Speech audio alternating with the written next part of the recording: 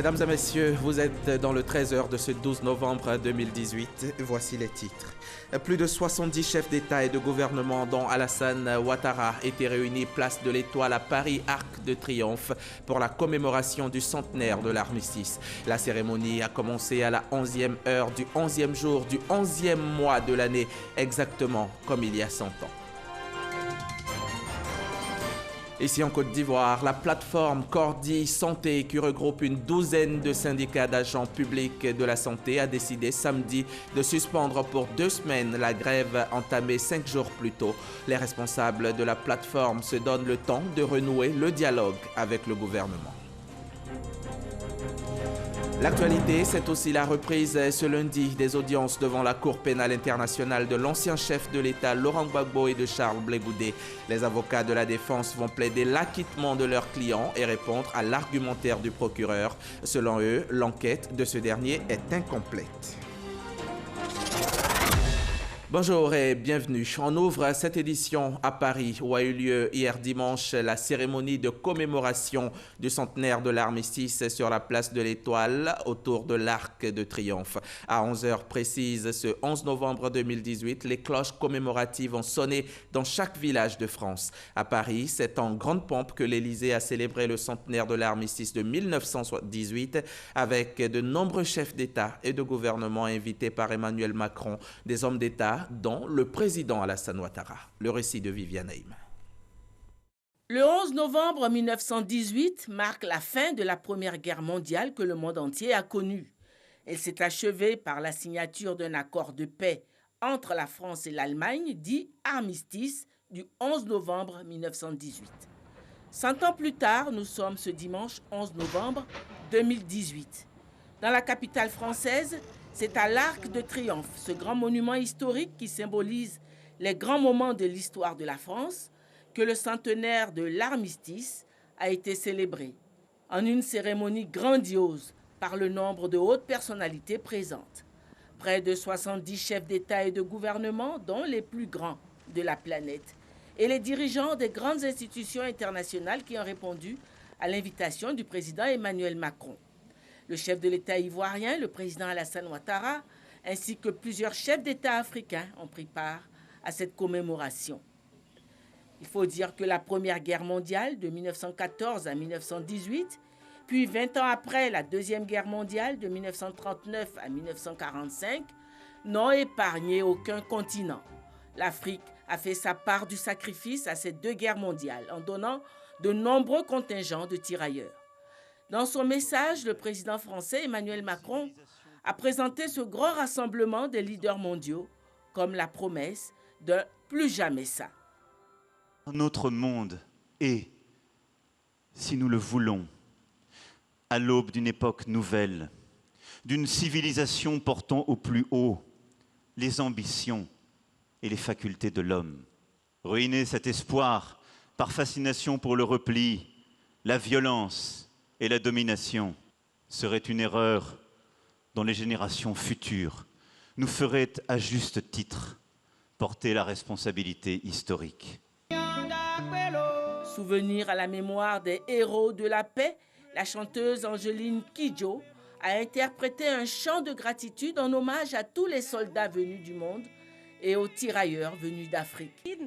Après la commémoration à l'Arc de Triomphe, s'est ouvert ce dimanche même à l'Élysée le Forum de Paris sur la paix. Là, c'était en France, mais sur place ici en Côte d'Ivoire, l'on a également commémoré le centenaire de la fin de la Grande Guerre. Une célébration qui a eu lieu dans la commune du Plateau en présence de l'ambassadeur de France en Côte d'Ivoire et de nombreuses personnalités. Elle a été marquée par le dépôt de gerbes de fleurs au pied du monument aux morts en mémoire des victimes. Et les conflits mondiaux de ce genre, les anciens combattants ivoiriens s'en souviennent. Ils ont quitté leur pays, la Côte d'Ivoire, pour prêter main forte à la France lors de la Première et Seconde Guerre mondiale. Engagés ou volontaires, ils ont été incorporés dans les bataillons de tirailleurs. On les appelait les tirailleurs sénégalais. Sous l'instigation du général Faidherbe, alors gouverneur du Sénégal, Napoléon III a signé à Plombert-les-Bains, dans les Vosges, le 21 juillet 1857, un décret créant une infanterie africaine avec pour appellation tirailleurs sénégalais. Entre 1914 et 1918, plusieurs hommes sont recrutés en Afrique occidentale française, AOF. Ils sont présents sur le front de France et participent au combat. Ce qui nous intéresse surtout, c'est la part active que la Côte d'Ivoire a prise dans cette guerre. Très peu peuplée. À l'époque, elle a pu recruter 22 944 tirailleurs. Elle a eu à envoyer 18 790 sur le front. 3 467 seront tués. 763 seront portés disparus. On est monté le 1er juin 1952 pour la France. Et on a débarqué à Bordeaux le 12 juin 1952. Et on est parti à Fréjus. Arrivé à Haïphong, si tu descends du bateau, on te donne ton fusil, ta cartouchière, ton michette et les autres habits, on met dans un autre camion. Leurs faits d'armes sont très nombreux. Cependant, certaines batailles ont particulièrement marqué les mémoires. J'ai fait Haïphong, j'ai fait Kenan, j'ai fait Dokson, j'ai fait Aouye. Et je suis l'un des rescapés de Deméfou où je suis assis aujourd'hui. De retour au pays, ils ont laissé derrière eux un ami, un frère, mort au combat. Aujourd'hui, les souvenirs sont douloureux. J'avais des camarades qui m'ont laissé comme ça. Et puis l'autre m'a dit, Christophe, mon ami, je vais te quitter. Je l'ai posé, où tu vas? C'est fini pour moi. Parce qu'il a reçu des balles des ennemis. Nous sommes installés. Et puis, dans ce coup, minuit, on arrive dans le secteur où on s'en va dans la compagnie. Je trouve un grand frère qui est de la classe 1949 et ils ont fini leur séjour. Et il a dit, petit frère, tu es venu ici, il faut te comporter bien. Et à 4 heures du matin, les ennemis ont attaqué notre opposition. Et à 6 heures du matin, il a été tué sur mes yeux. À cela s'ajoute la vue des premiers blessés, des premiers morts, parfois entassés sans précaution. Hans Schmidt, qui est le président de la République, il a donné l'ordre que tout ce qui concerne Français qui est mort dans son pays, il faut déterrer ce corps et envoyer en France. On me donne 60 prisonniers de guerre pour déterrer le corps. Il faut charger le bateau, arriver au large de la mer, tu verses. Les anciens combattants de Côte d'Ivoire se sont retrouvés au sein d'une association qui totalise à ce jour plusieurs années d'existence. L'association fraternelle des anciens combattants de Côte d'Ivoire comprend 1002 membres, dont 800 sont bien portants et le plus âgé a 97 ans. Les propos des ex-combattants de Côte d'Ivoire ont été recueillis par Abou Sanogo. Je vous le disais en titre, les audiences devant la Cour pénale internationale de l'ancien chef de l'État Laurent Gbagbo et de Charles Blé Goudé reprennent ce 12 novembre à La Haye, aux Pays-Bas. La défense va plaider l'acquittement de leurs clients et répondre à l'argumentaire du procureur. C'est donc au tour des avocats de la défense d'expliquer pourquoi ils demandent un abandon des charges. Selon eux, l'enquête du procureur est incomplète avec une utilisation massive de oui-dire. Cordi Santé, plateforme qui regroupe une douzaine de syndicats d'agents publics de la santé, a décidé samedi de suspendre pour 2 semaines la grève entamée 5 jours plus tôt. Cette décision vise à renouer le dialogue avec le gouvernement. Les agents de santé réclament une amélioration de leurs conditions de travail et de vie dans les hôpitaux publics. Les activités ont repris, c'est le constat fait par nos reporters dans plusieurs centres hospitaliers de la place. Leur reportage dans nos prochains journaux. Samedi dernier, le Salon international des équipements et des technologies de transformation de l'Anacarde a refermé ses portes. Le CIETA 2018, c'était au Palais de la Culture d'Abidjan du 8 au 10 novembre. Il a réuni les acteurs et passionnés du secteur et une forte participation des équipementiers locaux. C'est ce que nous disent Nadia Idja et Cheikh Kone Aboubakar. Le Salon international des équipements et des technologies de transformation de l'Anacarde, CIETA, referme ses portes sur des notes festives. Affluence des visiteurs et exposants selon les organisateurs après une participation accrue des équipementiers ivoiriens. 17 contre 6 pour l'édition précédente. Bilan satisfaisant également chez les exposants venus d'ici et d'ailleurs. Le bilan est positif et nous souhaitons que cette conférence prospère. C'est une assez grande vitrine pour tous les acteurs. Ça permet d'échanger les technologies, ça permet de mieux connaître, ça permet de partager les difficultés, de voir ce qui est positif, ce qui est comme expérience positive ailleurs et de capitaliser dans nos différents pays. Les rencontres judicieuses, on a pu avoir des partenaires économiques dans tout ce sens-là. Donc je dis que vraiment c'est un salon qui s'est bien passé. Beaucoup de contacts et c'est ça qui est plus important. Et faire voir aussi nos produits aux opérateurs ivoiriens comme à l'étranger. Comprendre qu'on peut donc produire du bon matériel ici avec peu de moyens. Le ministre du Commerce s'est réjoui de la présence massive d'exposants ivoiriens à ce salon. La question de la promotion de la fabrication locale des machines et pièces de rechange et de l'efficacité productive doit être élevée au rang des priorités si nous voulons développer une industrie du cajou qui soit compétitive et durable. Le CIETA 2018 nous a offert une excellente opportunité d'insister sur la nécessité pour l'Afrique et particulièrement pour la Côte d'Ivoire de renforcer ses actions en faveur de la transformation de l'ANACAD et surtout la création d'emplois pour les jeunes et les femmes. Au terme de la cérémonie, des trophées de participation et des prix ont été remis aux exposants, structures et personnalités qui contribuent à valoriser et dynamiser ce secteur. Allons-y maintenant au Rwanda, où se trouvait récemment Siaka Ouattara, le secrétaire d'État chargé du service civique, et a conduit une mission d'imprégnation sur la pratique du civisme et de la citoyenneté. Une mission qui avait pour objectif de s'inspirer et de capitaliser les bonnes pratiques de ce pays en matière de civisme et de citoyenneté. Une visite qui marquera certainement une étape décisive dans la mise en œuvre et l'opérationnalisation de l'Office du service civique national et du programme national de volontariat. On en sait plus avec Gabriel Zani. La Côte d'Ivoire s'inscrit à l'école rwandaise. Siaka Ouattara, le secrétaire d'État chargé du service civique, est dépêché à Kigali du 17 au 22 octobre. Le but de la mission, s'inspirer du modèle rwandais en matière de civisme et de citoyenneté. Ces choses que nous sommes venus apprendre auprès du Rwanda pour pouvoir mettre ça en pratique en Côte d'Ivoire. Il y a eu une organisation pratique qui s'est mise en place pour d'abord instruire la jeunesse et leur inculquer l'amour de son pays. Et suite à ça, quand tu aimes ton pays, tu as le devoir vraiment de participer au développement. La délégation a pu visiter le centre de réhabilitation d'Iwawa, un centre consacré aux jeunes de 18 à 35 ans en voie de marginalisation. Iwawa reçoit par an 3000 pensionnaires. Ces jeunes bénéficient d'une prise en charge médicale et d'une formation citoyenne pendant 6 mois. Les 6 autres mois sont dédiés à la formation professionnelle.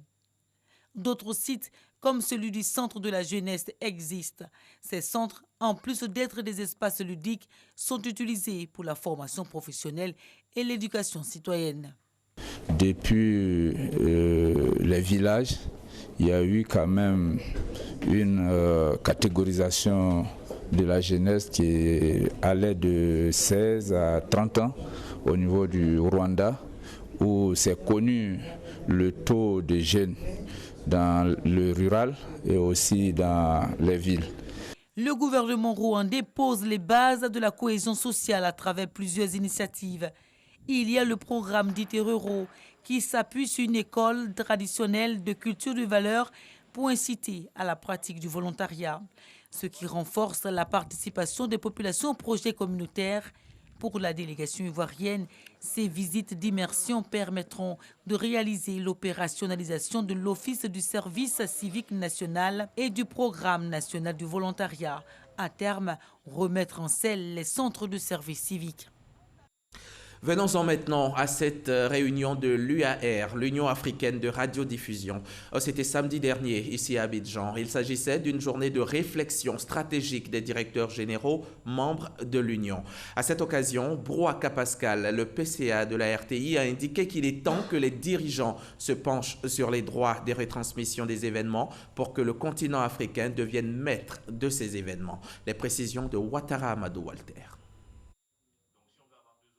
Réunis à Abidjan, des directeurs généraux de l'Union africaine de radiodiffusion, UAR, recommandent que les gouvernements s'intéressent davantage aux droits de retransmission des événements, surtout les événements sportifs. Cela afin de permettre aux populations africaines de suivre les 10 événements. L'Union africaine de radiodiffusion réitère notamment la nécessité de revenir à des négociations sportives respectant l'indivisibilité du continent africain, recommande notamment de mettre fin aux pratiques non fondées de segmentation des droits visant à balkaniser le continent. L'UAR recommande que seule une loi relative aux conditions de retransmission des événements sportifs est à même de mettre fin à de telles injustices. L'UAR ne se contente pas de faire que des recommandations. Cette union a également des actions concrètes. Ces actions qui visent à démontrer ses capacités de produire et de diffuser ensemble, pratiquement aux mêmes heures, des émissions de qualité. Elle se donne donc l'occasion de le prouver à travers l'émission à venir Euyoubi Safari Show. Pourquoi Safari? Parce que c'est un mot qui est typiquement africain. Et déjà, parce que le safari rappelle l'aventure, rappelle le voyage, etc. Donc, nous voulons faire voyager les populations à travers une très belle émission musicale. Nous allons diffuser sur 48 pays, avec 54 chaînes de télévision, publiques et privées, je précise. Et nous escomptons un peu plus de 800 millions de téléspectateurs ce jour-là. D'ailleurs, nous organiserons un voting. C'est un show télévisé qui se veut de haut standing et qui sera diffusé sur le réseau de l'UAR en direct depuis Abidjan en mars 2019. Eux sont un maillon essentiel des médias, de l'audiovisuel, les caméramans. Ils ont décidé de se regrouper en union pour être plus forts et surtout mieux se former. Ils viennent d'ailleurs de lancer la toute première édition des Journées nationales des acteurs du cinéma et de l'audiovisuel prévue dans quelques semaines. C'était à Azaguié et Issa-Yeo y a assisté pour RTI. Des Journées nationales des acteurs du cinéma et de l'audiovisuel pour valoriser le métier de la caméra. C'est une initiative de l'Union des caméramans professionnels du Côte d'Ivoire, UCAMPSI. Il s'agit de booster les secteurs du cinéma et de l'audiovisuel en Côte d'Ivoire, tout en donnant une formation de qualité aux caméramans. Le seul problème, c'est la formation. La formation centriste. Ce qui est quoi? La formation pratique. Et puis, à côté de ça, les diplômes. Le représentant du ministre de la Culture et de la Francophonie et celui de l'artisanat encouragent les caméramans à être des entrepreneurs. Vous, au niveau des caméramans professionnels, que vous appartenez au ministère de l'artisanat et au ministère de la culture et de la francophonie. Également, vous avez un pied au niveau donc, du ministère de la communication. Alors, ça va de soi qu'avec la synergie d'action qui pourrait avoir lieu à travers ces 3 ministères-là, que votre profession soit davantage valorisée. Et nous sommes là, en tout cas pour cette valorisation, à travers la promotion que nous pourrons faire à votre endroit. Les caméramans, les techniciens qui sont dans l'ombre, qui permettent que nous voyons les acteurs connus, sont vraiment un maillon essentiel. Et il est important pour nous que ces professionnels-là soient formés. Il est important pour nous que ces professionnels-là soient organisés afin de mieux valoriser leur métier. Les Journées nationales des acteurs du cinéma et de l'audiovisuel prévues du 29 novembre au 1er décembre prochain seront meublées par des panels et des séances de formation des caméramans. Binôme football-école, solution contre l'immigration clandestine. C'est le thème d'une conférence organisée vendredi dernier par une structure œuvrant dans le management sportif. Étaient présents à cette rencontre d'échange plusieurs écoles de football, des clubs ainsi que des centres de formation. Il s'agit pour les initiateurs de sensibiliser les jeunes passionnés de football à accorder plus de place aux études pour comprendre les exigences de ce métier. Témoignage Pierre Dipomelin et Franck Quadion. Un panel composé d'experts en football, en migration et en assurance pour expliquer aux jeunes pensionnaires des écoles et centres de formation les dangers de l'immigration irrégulière. C'est une initiative d'une organisation sportive pour contribuer à freiner ce fléau qui mine la jeunesse africaine. Les jeunes quittent quasiment l'école pour venir au football, se dire que bon, ce que je vais chercher à l'école, je peux l'avoir rapidement au football. Alors que le football est très aléatoire. L'importance de l'instruction et l'éducation mise en avant par les panélistes afin de mieux comprendre les enjeux du football moderne et les pièges des recruteurs et agents véreux. Les études d'abord, parce que si tu n'as pas d'exprimer en français, tu peux aller en Europe et il y a le contrat que tu vas lire, le contrat, il y a d'autres publications que tu vas dire aussi. La première des choses, c'est de démystifier certaines idées reçues en pensant qu'il suffit de se rendre en Europe pour pouvoir mener une grande carrière. Ça, c'est la première chose. La deuxième chose, c'est nécessairement de la part des États, pas simplement en Côte d'Ivoire, mais partout, que les États remplissent leur rôle. Les initiateurs œuvrent depuis 2012 à l'encadrement des jeunes footballeurs à travers des remises de kits scolaires et d'équipements sportifs. Cette année, l'organisation a initié un prix d'excellence sport-études. Prenons à présent la direction de Grand Bassam. Sur place, l'Abissa 2018 a eu lieu samedi. Seulement le samedi, c'était en une journée. La célébration de l'événement culturel majeur du peuple Nzima Kotoko en elle-même n'a duré que quelques temps. Cette année, nous avons assisté à une Abissa traditionnelle sans réjouissance populaire. Pour le comité d'organisation, si les festivités ne se sont pas déroulées normalement, cela est dû au fait que la place de l'Abissa a été profanée par des individus et la cérémonie de purification a eu lieu seulement mercredi dernier. Le temps était donc limité pour le comité pour une bonne organisation et recevoir les invités venus du monde entier. Rendez-vous est donc pris pour l'année prochaine. Vous avez droit à une page religion dans ce 13h. Entretenir des constances de foi islamique, de doctrine et de spiritualité commune entre le Royaume du Maroc et les autres pays africains, revitaliser le patrimoine islamique africain commun et consolider les relations historiques qui lient le Royaume au reste des pays africains. Ce sont là, entre autres, les objectifs de la Fondation Mohamed VI des oulémas africains. À l'occasion de la session ordinaire de la Fondation, les guides religieux de 32 pays, dont la Côte d'Ivoire, sont invités à promouvoir un islam modéré et tolérant. Le reportage au Maroc de Pargasso Rokone.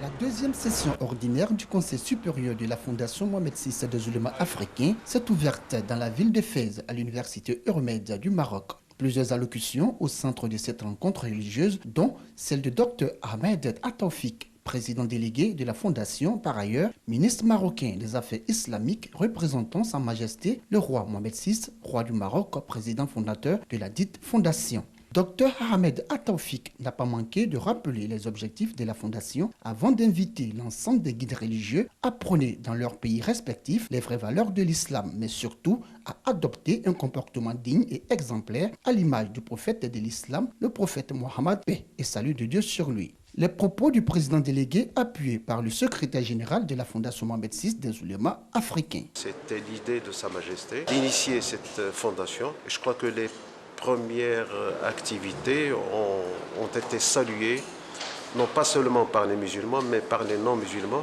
parce qu'ils voient dans la fondation la protection de l'être africain, qu'il soit musulman ou autre. Le guide suprême de la communauté musulmane de Côte d'Ivoire, le cheikh Aïma Bouakari Fofana, président du Conseil supérieur des imams en Côte d'Ivoire, COSIM, conduisait la délégation ivoirienne à cette grande rencontre islamique. Tout le monde est reconnaissant vis-à-vis de l'action et de l'initiative de Sa Majesté le roi Hassan Mohamed Khamis pour tout ce qu'il fait pour que les éléments d'Afrique se rencontrent et qu'ils puissent se pencher sur les problèmes de l'Afrique et qu'ils puissent faire avancer l'islam dans sa meilleure formule en Afrique. L'initiative du roi du Maroc de promouvoir à travers les guides religieux musulmans d'Afrique les préceptes islamiques et diffuser la pensée islamique modérée saluée par les oulémas. À l'issue de la cérémonie d'ouverture qui a vu la participation de 32 pays africains, le secrétaire général a présenté le rapport moral relatif au bilan annuel des activités de 2018. Bilan jugé positif par responsables et membres de la Fondation. Il a aussi annoncé les activités annuelles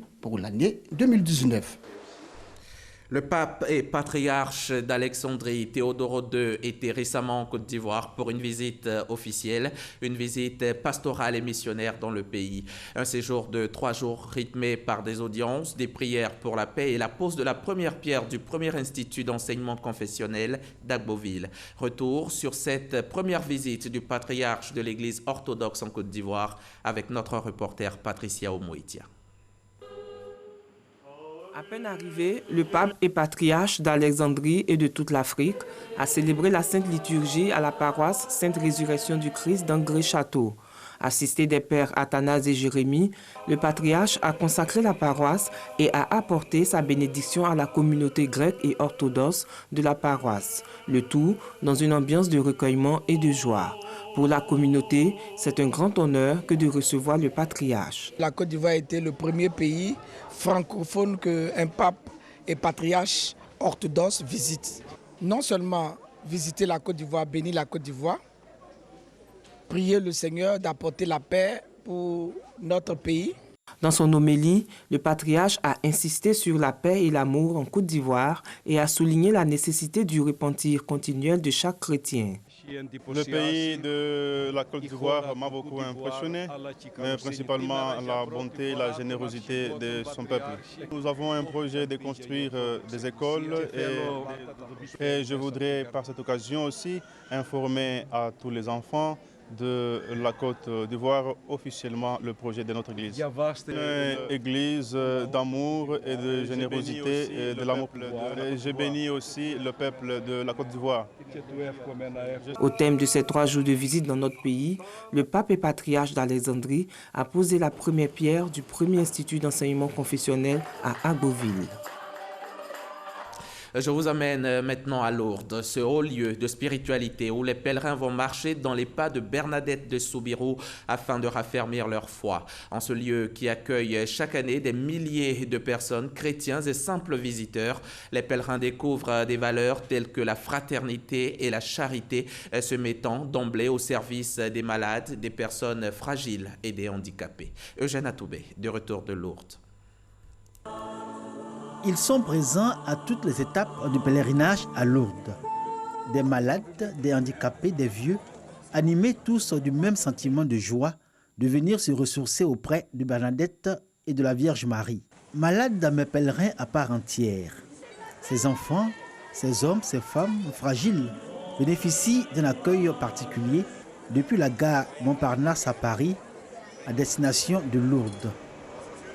Cet accueil se prolongera jusque dans leurs établissements d'accueil, Saint-Fré et Sainte-Bernadette, où d'autres pèlerins plus valides se mettent à leur service pendant le pèlerinage. C'est notre charisme, notre pastoral, aider les malades à venir à Lourdes, les aider à vivre leur foi chrétienne. On ne peut pas dire qu'on aime Christ si on n'est pas capable d'aider ce malade. Et nous avons besoin de beaucoup d'Ivoiriens pour nous aider à poursuivre ce mouvement-là. On est frappé par cette image.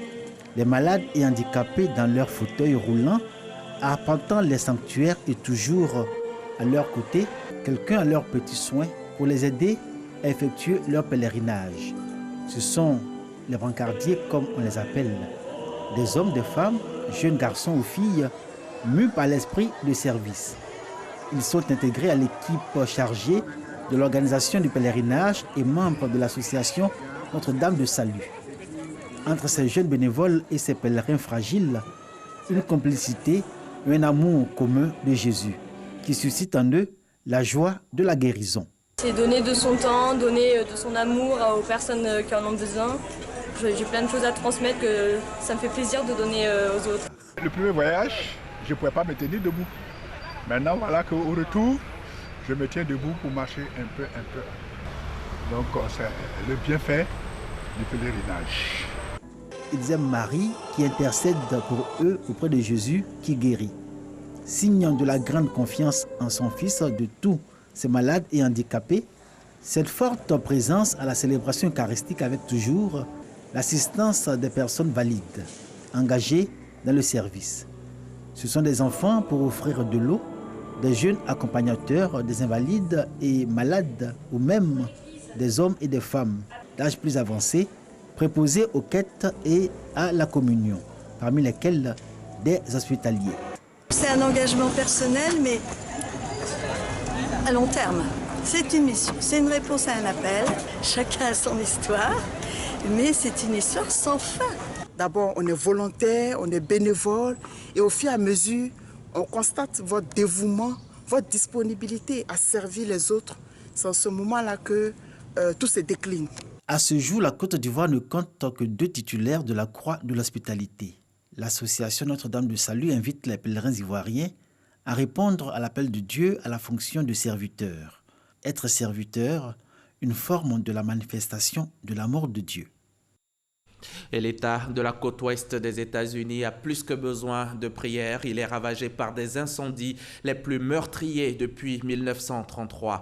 Près de 80 000 hectares ont été réduits en cendres, de même que près de 7 000 bâtiments. Les flammes pourraient être attisées par des vents violents. 31 personnes sont mortes dans ces incendies qui ravagent le nord et le sud de la Californie, où des vents violents, donc à la fois chauds et secs, se sont levés, rendant difficile la lutte contre les flammes. On dénombre 2 incendies principaux, le Camp Fire au nord et le Woolsey Fire au sud. Et c'est la fin de ce journal. Demain, n'oubliez pas, je vous donne rendez-vous dès 13h ici même. Bonne journée sur la chaîne Kiras.